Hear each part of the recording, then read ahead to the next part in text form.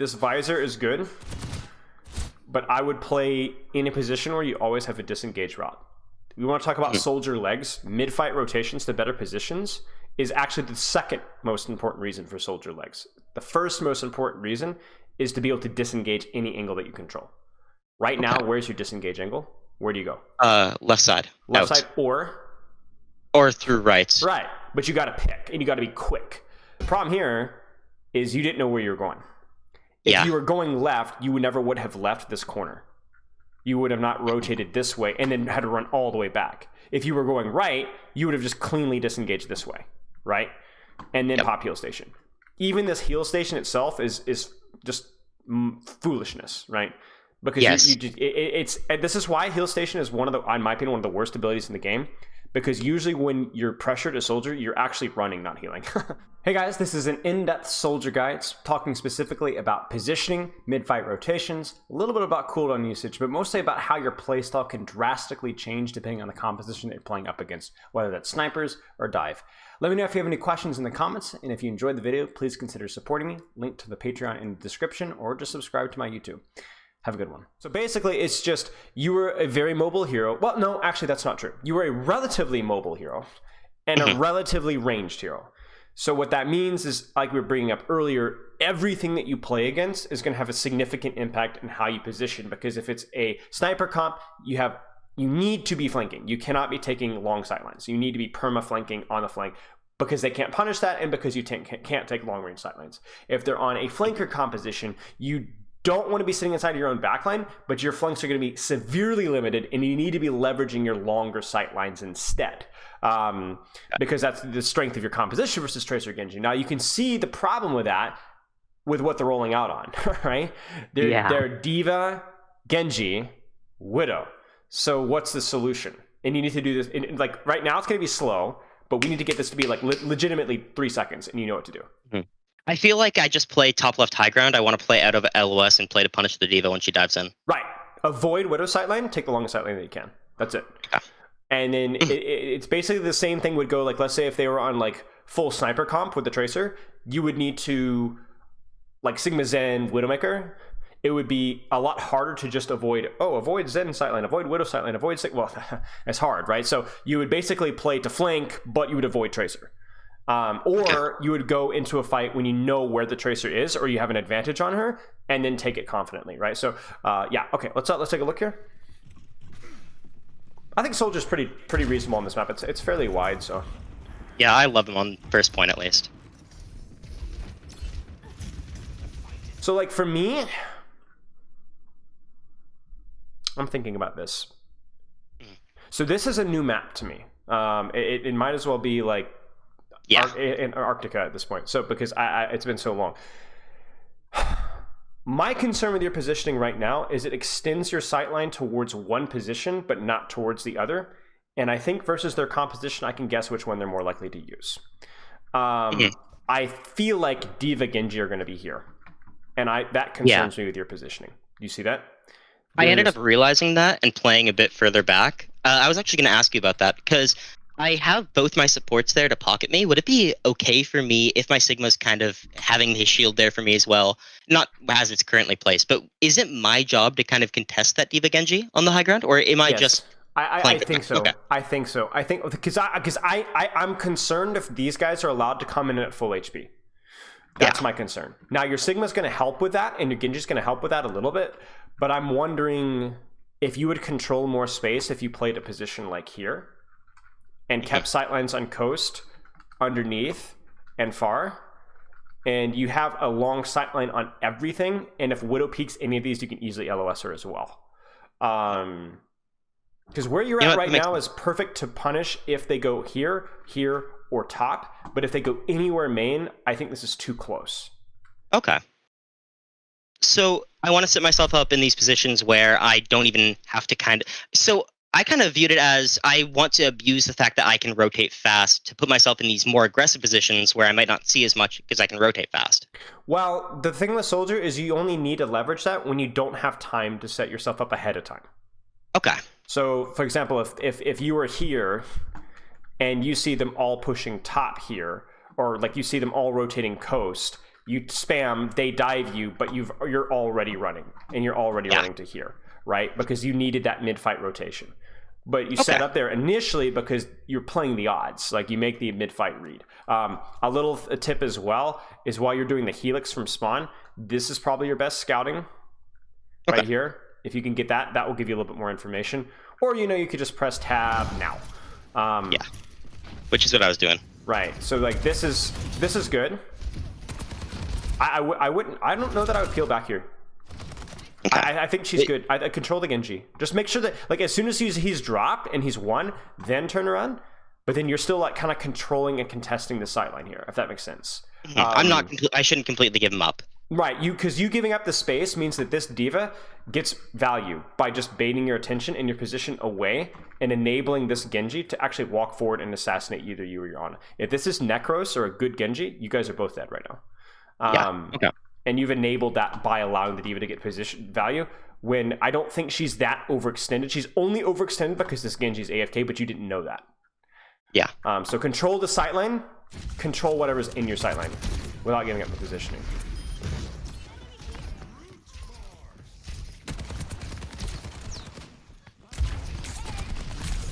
I mean, you can see how, like, in a blink of an eye, if you're within, like, the general rule of thumb with Genji is dash range, right? So if you're just outside of dash range, he's in trouble. And I think for Tracer, I would say, well, you tell me, what would be the distance for Tracer? Probably 2 blink range, right? 2 blinks, exactly. 2 blinks. That's exactly what I would say.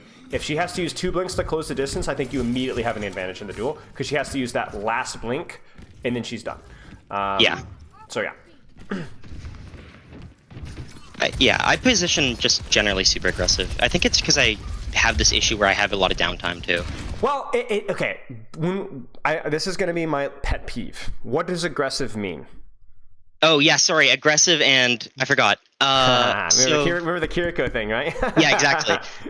So I don't remember the exact wording you used, but aggressive is like.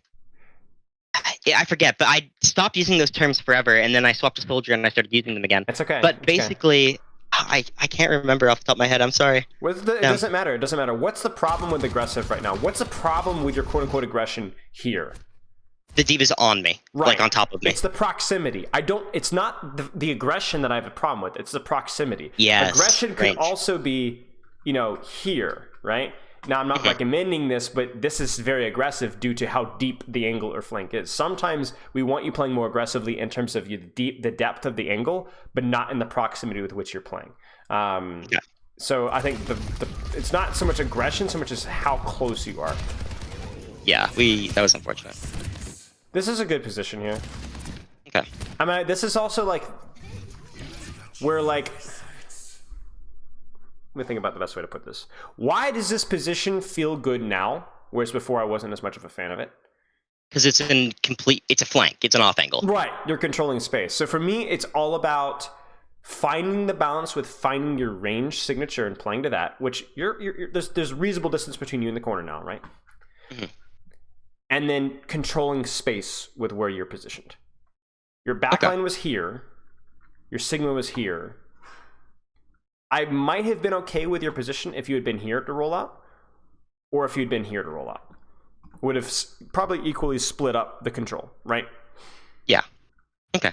Now, if you position here, you do at least a little bit split. You do get some vision on underneath and on the flank. That's helpful, right? However, there's a crossfire, right? There's no crossfire unless you're here, which is why I like this.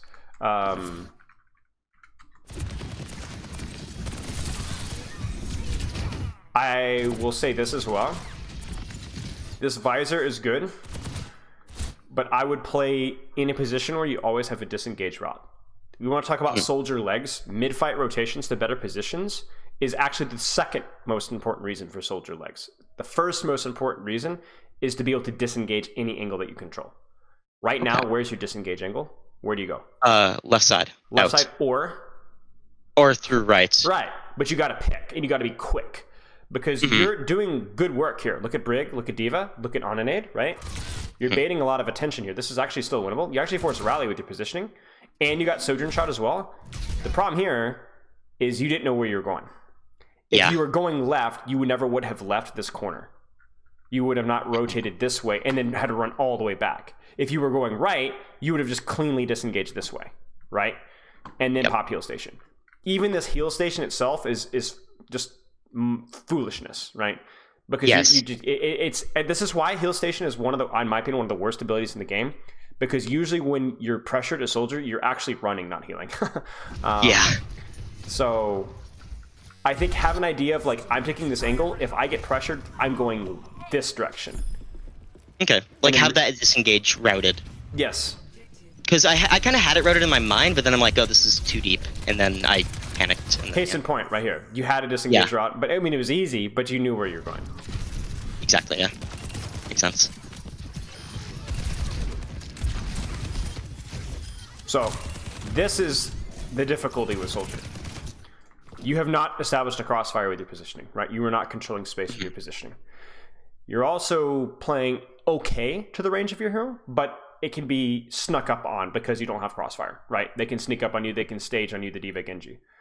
But the problem here is the alternative is what? It's on the low ground where I'm super vulnerable. Right. So you could play here, and this would be okay. This would be okay too. But is it worth the drop off? I don't know. I really truly don't know. But these are the questions that I think you need to go and answer with this hero, especially on these different maps. How much of a value is it to have a crossfire that also plays better to my range signature versus the enemy comp, right? There's a little bit more range from you, harder for that D.Va Genji to close the distance on you. Versus how much better is it to just permanently hold high ground. This is why it's so dangerous to say soldier go high ground, because if you got everybody on top of you, then how much value does this high ground really get? I mean, you can see the problem right here, right? This is like, I feel useless. You feel choked out, right? Yeah. Every wall that they use is permanent cover. I guess I was gonna ask too, is what you found is more valuable for soldier, and how to kind of determine what comp I'd focus DPS in and what comp I focus tank in. But it's always, I guess it makes sense that it's always fluid, right? And it's always fluid. Yeah. Because you can't control where the enemy team positions. Like, we've already seen once at least where the D.Va way overextended to a point to where it was probably fine to focus her. But then we've also seen a lot of times where the DPS overextend. You can't predict it. You just have to keep track of their positioning in relation to their team and punish whoever overextends in relation to their team. And then make the decision from there. They've made a very important swap. Do you see their DPS swap? Yeah, they're on Hanzo now. So range mobility. Now I need to focus. I need to focus more so on my flanks than my mobility now. Right. Now I won't even say that it's black or white here because they still have the D.Va, right? Sojourn's still relatively mobile. However, there is a 10% multiplier that encourages flanks rather than, and then there's a 0.9 multiplier. I understand on your range, right? It's an art, right? It's kind of like chess, where the science is so abstract and complex and factors in so many different things that it's not really an art, but it's an art because the science is so complicated that you can't possibly calculate it all at the same time. You need to get a feel for it. But you start that by doing one step at a time. Like maybe you focus on the DPS line, or you focus on whether you have the cooldowns or that you need to take a flank, or whether you don't. Just a little bit at a time until you start to get the gut feeling about where you should position. Because my gut feeling says right now, I don't want to go top because I just feel like that D.Va's going to be there. I know the Sojourn's going to be there. So I'm going to play here, but I also know where that Hanzo is. I feel like the Hanzo's back with his Ana. I'm wrong, but that's my feeling. And so what I might do is I might just shoot cart here, and then if I get my tank to take space, I might look to rotate far right here and look to play a sideline like this, right? Or I might go top left, hide, wait for D.Va to leave, listen, and then rotate late and take the angle here, right? Okay. I guess I worry about those being too aggressive. Well, okay, it is aggressive, okay? But notice, when did I say you would go? Oh, yeah, waiting for the D.Va to clear out, so then she won't have boosters, and then... Right. Let your Sigma bleed a little, right? Let him go to cart, sweat, maybe die, get close, not die, but get really low, and then late peak, because there's just no other space. So when the only option is an aggressive flank, late is the solution. Okay. Because they're all like Sigma's one, you peek out, you kill 6. There's probably not anybody on high ground at all at that point in time. But my point is that you need to train your instincts by thinking about these things. I guarantee you this D.Va Sojourn drop. There it is. Yep. Right? And now the high ground off angle is totally free. Look what's here. You see this? Yep. He's cooked. Free kill on the Hanzo. He's cooked. Free kill on the Hanzo, then you take this position away. You shoot Brig here, then you shoot Ana, and then these guys are just cooked, right? There it is. Yep. And what you're doing now is... It's not even terrible, because it's not easy to know where to position here, right? There's no solution. But that's why we have to understand the science so well so that you see that 5% opportunity. Yeah. Because that was the perfect opportunity. Like, right. So like here, exactly. Another position where's your off angle, right? Where's your flank? Yeah. They're limited, right? They're very limited. And the one that you do have is extremely aggressive. So what are you going to do? You can either LOS and just shoot tank line, right? And if you're going to do that, okay, be the best tank line shooter in the history of the universe, right? Rocket, yeah. Do a great job of it. Okay, we can live with that. Or what? I late flank. You late flank, right? You sit here. You wait for committal. You late flank with visor, and you play cover. You just bait attention, and you almost do it with the expectation that it's going to be like kind of a feed. But then you're just playing to like distract them, right? And you're just playing your life, right? And then you'll win the front line because you're flanking. So like I see what you're doing now. My problem with what you're doing now is that you're shooting front line, and you're doing it poorly. Yeah. You're not positioned. This isn't, like you said, it's not about geometric position. It's just simply about cover usage, right? Or they're just taking a slightly better off angle or considering Hanzo sightlines or something like that. Okay? I like this. I think this is like one of those situations where it's like almost you're just popping visor just to kind of cause a little bit of chaos, you know? Because you can feel how like this fight just feels unwinnable, you know? I saw my team pushing in, so I'm like, I'll visor because they're moving out. So Sure.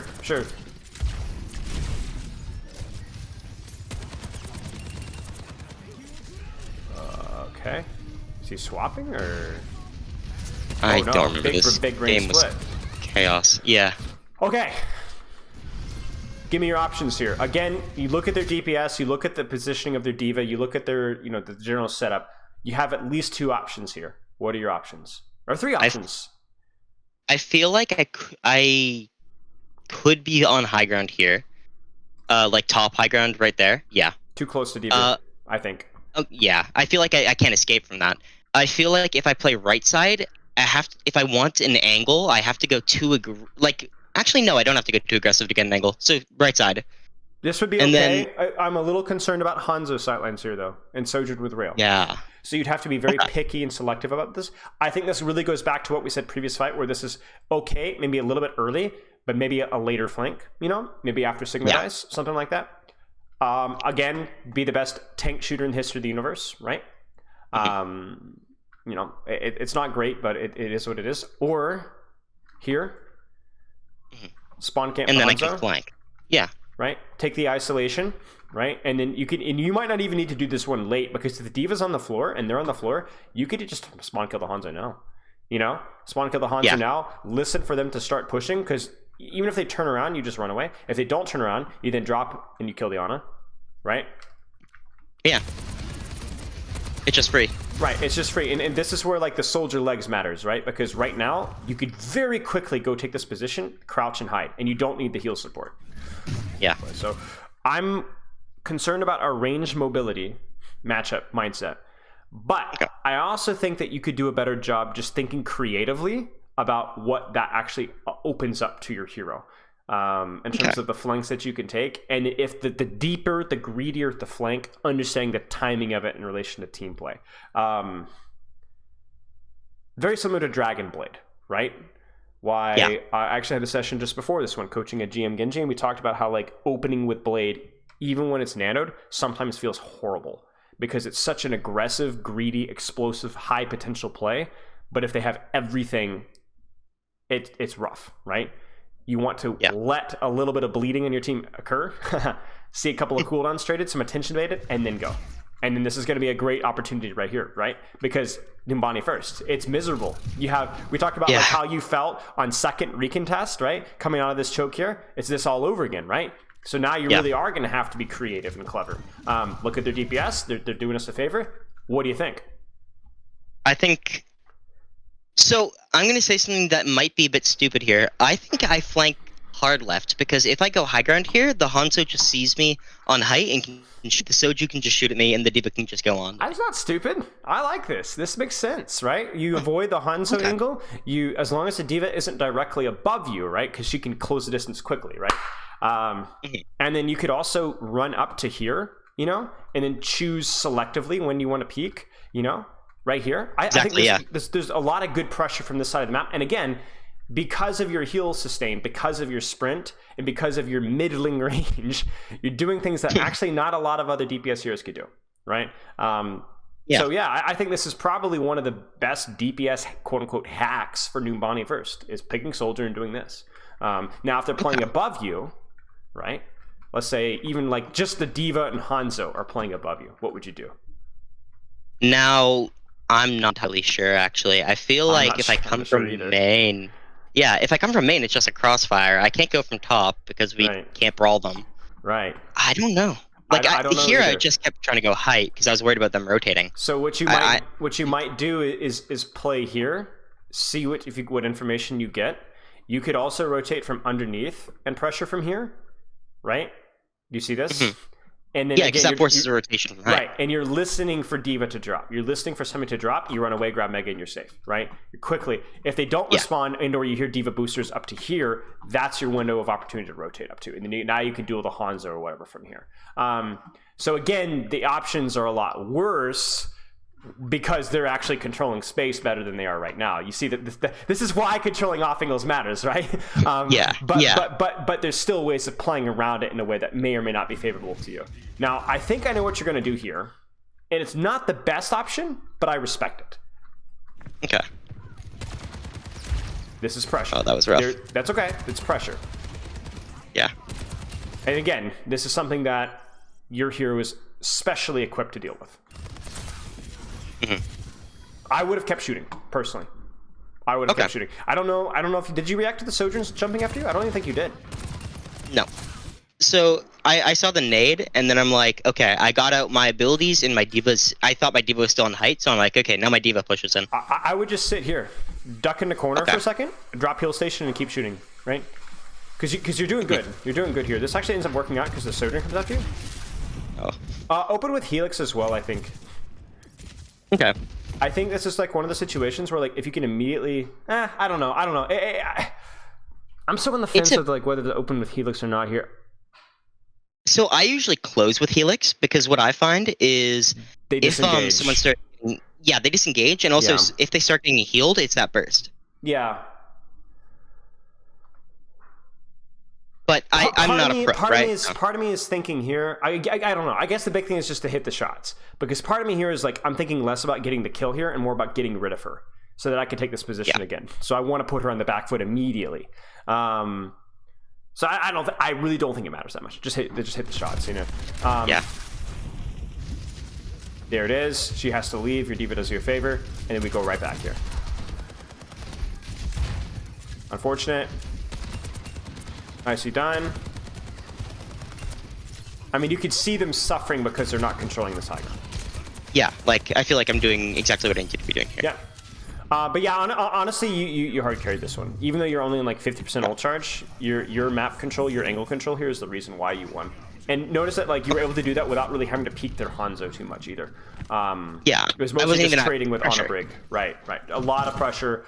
Took a lot. I mean, every nade was used on you. Range and mobility. That was terrifying. Range and mobility, right? There's just no way. This hero, a better D.Va there, you're already dead. I promise. Yeah, I shouldn't have stopped there. So, what should we do? I feel like I shouldn't have run inside at all. What I should have done is I should have run out and then to the stairs so my Ana could LOS me from cart. Sure. And then my Kiriko could too. I would not even gone up the stairs at all. Like I think I would have just gone here. Or rotated here. Okay. Or spawn camp the Hanzo. Like, you have to understand that you're not in a position to take their high ground. The reason you were here was why? Oh, because they weren't controlling it at They all. weren't Yeah. controlling it at all, right? So it was free real estate, right? Whereas here, every piece of this high ground is controlled. So then you can't brute force it. Now maybe if you have like a Primal Rage, or a Winston, or like something like that to brute force it, you could. But this is because the problem is that they already hold the space, and for you to control the space or take the space away from them, you have to walk into a range signature that isn't good for you. The diva is just going to beat you in the face every single time. I mean, heck, even Brig, right? Brig is a problem for you. Sojourn E is a problem for you. Nade is a problem for you. So what I would do is just then, okay, I can't contest high ground. We're just going to focus on pushing card, and I'm going to take off angles to limit and split the attention of the high ground. Because the reason why high ground's powerful is they can shoot down on your squishies and your supports from an all-powerful position, right? So for you is you have to split that attention in a way that makes it uncomfortable for them to do that. And also consider it from this honest perspective. If they're not playing the floor with good cover, she's thinking about here. She's not thinking about here. This Hanzo's coming back from spawn. He's probably not even thinking at all. You could punish this. You can absolutely punish this because this is one of your strengths, right? You have the self-sustain. You have the mobility. Take the position. And as long as you're not picking the Hanzo or Sojourn with rail, the map is yours. So what space you're given is what space you have to take. Now, where should you go right now? Now high ground is uncontested, so I should be going there. Correct. And you can see it because there it is. And we could sit right here and punish cart, or we can rotate from a more aggressive angle and go here. Now, if they all clear high ground, which sounds like what they're going to do, then you're going to probably have to drop, but make them do that. Make them do their homework, because that's going to slow them up. This is risky. And the funny thing here is also it's like they're probably going to drop from high ground soon to contest. And you're just waiting. And they drop right on to me. And you're just waiting. Yeah. Right? Now we push. And if you run into a Hanzo or a Sojourn up here, I mean, a Hanzo is going to be honestly difficult. Hanzo is just kind of one of those heroes that feels pretty rough at all ranges, but there's at least you have a chance, right? If you play your cards right, you beat this guy, you force him out, you force support, you create space. Or you can late peek here, right? Or use that to rotate all the way around behind, like thinking artistically, think outside the box here, Yeah, like there's so many positions I can go in. I have the mobility to do so. Right. Now, you want to go high ground here unless there's something that can stop you from taking it. There's not somebody stopping you from taking it. So start here and then decide on what level of aggression do you want to go. This is probably trolling the lobby. It's too close to the diva. But maybe a late peek here. This is the same kind of logic, but it's safer and will require less of a late peek, right? Yeah. This is the most conservative. And it just puts me in a position to shoot tank. Right. And ironically, because you're walking into a Hanzo sideline, there's still a risk of you dying, right? Because your effective range here is okay, but it's also pretty good for Hanzo as well. So it's not even particularly safe. Yep. No. No. Yeah. Like he's actually like this is a free kill here. And the funny thing is this Hanzo's giving you way too much credit. You see this? Yep. He's thinking about it, It's because he it's good. thinks that I'm going to play. Yeah, it's the right thing to do. It's good because if you're here and you just throw a helix like this, there's not a lot he could do. You could be a thorn in these guys' sides. It's going to hurt your damage stats, but this is where it gets really interesting. You can feel how uncomfortable this is. Yeah. Because this is a greedy flank, right? But feels like you just died a diva here, right? Too close. Yep. This is you don't even have time to get here. Yeah. If you play here, it feels like you just get your head blown off by Hanzo. Where should you be? Maybe a corner with my Ana. Yeah. I think. Well, no, because I think again, sightline here, right? Oh yeah. Remember the very first thing that we talked about with the Widowmaker? Oh, I think I should be in the corner, the right-hand corner, right? Exactly where you are. Yeah. Because look at this here. You have a little bit of a crossfire. You might only be able to shoot tank, but you're completely negating that Hanzo's value. You see that? Yeah, he can't see me at all. He can't see you at all. So his range signature is worthless. You can just avoid him and do more consistent pressure than he can. This is the ironic. I don't know if he did this on purpose, but this position here, except just a little bit higher, so you have a little bit better sightline on cart, is the best position. You see that? Yeah. I think I did it on purpose, but I didn't think about it for that reason. Right. I'll say this. Where could you go now? What the Lord has opened a door. Oh, left side, right? Left side. This crap is happening, right? It's super chaotic. If you get here, you'll be here late, which is exactly when you want to be here. Free kill. Yeah. Ah, disaster. Let's just say what could have been. Okay. Okay. Okay. We run. We peek now. Oh yeah. And then it's everyone. Oh yeah. And Ana scoped in at an angle. Oh yeah. And AoE Helix shoot pressure totally bails out their attention. Like that would have won us the fight, I think. That's so unfortunate. Potentially, I don't know. The Diva Bomb, I think you're cooked. But yeah, it's objectively the correct play there, and that's one advantage of the left side. There is it does keep that flank open, whereas the right side, you're playing more for just the passive output because you're not likely going to be able to deepen your flank on right without dying. So like right about here, you guys have cleared the top as 5, which is good, right? We've cleared the space. That has now opened up the angle for you guys to actually rotate this direction safely. And at the very least, you should have rotated this direction, right? Avoid the Hanzo LOS, easy angle pressure. You have control of Mega. You see this? This is absolute juice. Yep, just something to play off of. Been great. And I think all these discussions become a little bit more complex when there's something like Hanzo Tracer. But you need to start from like a base level 1 understanding here. Of exactly what you need to be doing. Okay, now what is this bird doing? What? Yeah, I'm not quite sure actually. Oh, she survives. 5 HP. Take it. Don't pick the Hanzo. Take it. Right? Because again, look at your Sorry, right? She's in. This angle is open. Yeah. I actually would be shocked if this Hanzo doesn't have right Sonic. Let's actually see. I assume he's going to Sonic right. Or maybe he's not. He should Sonic right. Yeah, that was what I would do too. He doesn't. Okay. Yeah, okay, even better than if he's stupid. This is so free. Yeah, just better for me. So free. Right? You Helix, you peek back, you run away. You sit. There's the nano, there's the graph. Now we do it again, right? Yep. This is fine. This is fine too. If the Diva's tied up elsewhere, this is okay.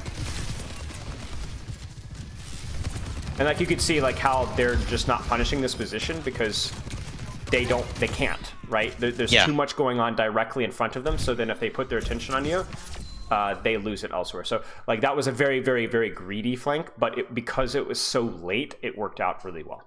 So it was at the point where no one could do anything about it. I think it's like one of those things where like people get desperate because it's like, oh shoot, we have to win. I just gotta go in the flank. And ironically, that's generally the perfect time to go for a play like that. And that's why those plays work more often than they should.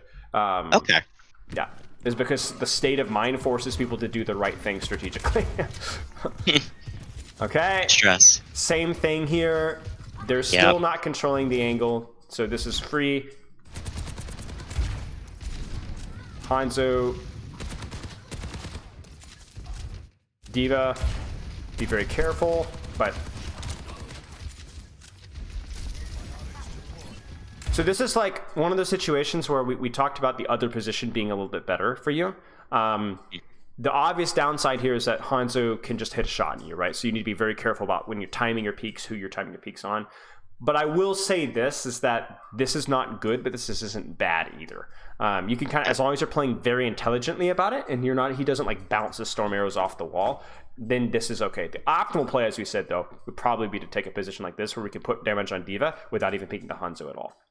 Yeah. That's like, just way better. This is still just a dice roll, right? This is good. There's the strength of the hero, right? But I wouldn't go to your Ana here. I would run into Mega and do the exact same thing again and just listen for Diva. Yeah. Because now you're not a nuisance anymore. You're not enough. Yeah, now just poking from main. Right. I mean, this is okay pressure. You know, this is fine. I just think we could be doing more without having to risk dying to the Hans at the same time. I mean, case in point, right? Hana just collapses. Okay. I just peek these same angles over and over again, expecting something else to change, kinda. Right. And you peek the same angles at a range where they're just better than you. You know, like Yep. it's not. I'm playing to their strength. Right, exactly. Instead of your strength, which is the mobility, they don't have like what you were doing on the first little engage there was something that they weren't really well equipped to deal with. And then so they had to invest a lot of resources into you, Storm Arrow, Nade. They also had to invest their Diva boosters and micro missiles. And then you could have repositioned and done the same thing all over again, traded one resource for 4 or 5, but then instead you kind of like chickened out and just played for the damage, right? Yeah. It's so weird. It felt like you were doing so much for main there, and then it just doesn't matter, you know? It's just peppering. It's just pepper damage. Right. This is a big mistake, though. I will say this. Yep. You'll see in a second, yeah. This is a big mistake. This is where if you were to play here and give up Crossfire, you would want to play very aggressively here, like up in here now. Okay. Remember where I was like, you need to play here because they were on Genji, right? Now it's just the Diva and they're on snipers. I want you posturing very aggressively. Maybe even pop heal station, win this trade aggressively, or you know where the ore is going, right? Right side. Right side, entirely. This is objectively, I think, the better position as well. Yeah. Zero pressure. Zero pressure, right? Zero pressure. And you could selectively choose when you peek, and when you do peek, it's at a very easy angle for you and a very bad angle for them. Yeah. You should die here. I do, yeah. That's it. Okay. Well, I love it when a plan comes together. Yeah. We've talked about a lot of things.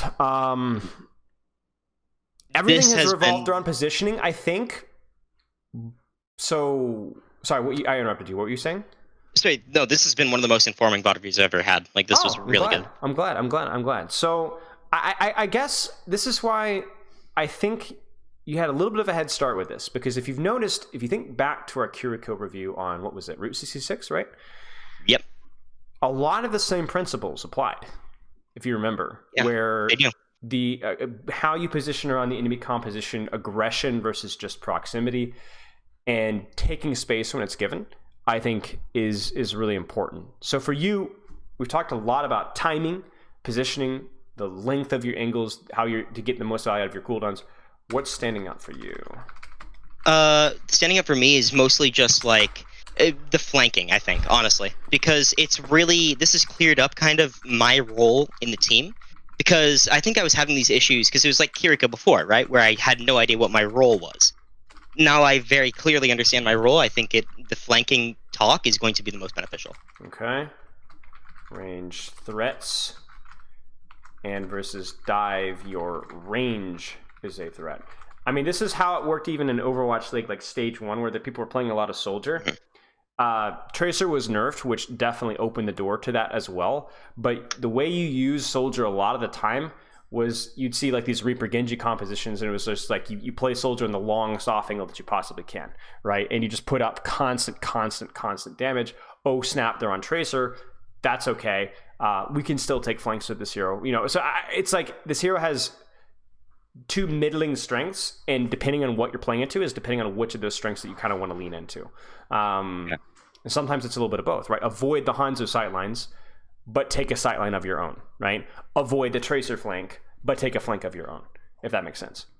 Yeah, it perfectly does, yep. Okay, and then anything else? Honestly, no, it's all pretty clear. Okay, I would add one more thing. Timing of peak, of angle or flank, depending on greed. Okay. Risk. Because a lot of the flanks that we're bringing up were extremely high risk, right? Because either there weren't better options, or we just felt like it was worth the risk, right? So if you are opening with those angles, you will die almost immediately, or you'll be zoned out. We want you to be late to the party. If you have a good, solid, safe, low risk, low reward position, doesn't matter really when you go, you just shoot. But if it's something really greedy, really risky, it's all about the timing. All about the timing and when you peak. You know, it's like even like the, you remember, you've ever seen the huge pine pop off on Junkertown second? Yes. Look at when he peaked. Look at when he peaked, right? And why that worked, right? Every single pop off clip, whether it's a Nanoblade or a Widowmaker clip, is always done at a later time. Okay.